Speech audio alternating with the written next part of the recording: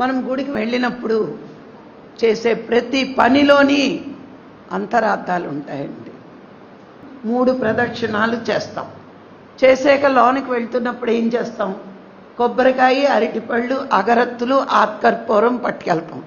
అవునా కాదా? కొబ్బరికాయ మనం కొబ్బరి బొండం పట్టుకెళ్తామా, కాయ పట్టుకెళ్తామా?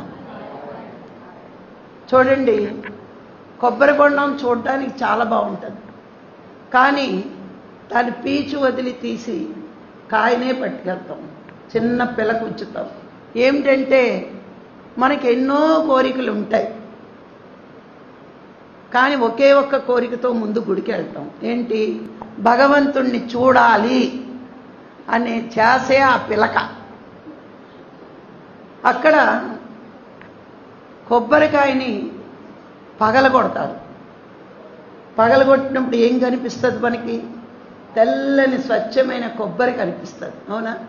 అలాగే భగవంతుడి ముందు మన అహంకారాన్ని పగలగొట్టుకుంటే, వదిలేస్తే స్వచ్ఛమైన ఆత్మదర్శనం కలుగుతుంది.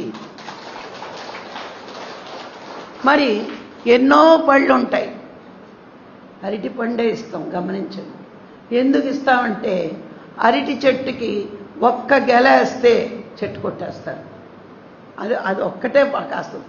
అలాగే అరటిపండు ఇస్తూ నాకు ఈ జన్మే మరు జన్మ వద్దు అని చెప్పడానికే అరటిపండు ఇస్తాం.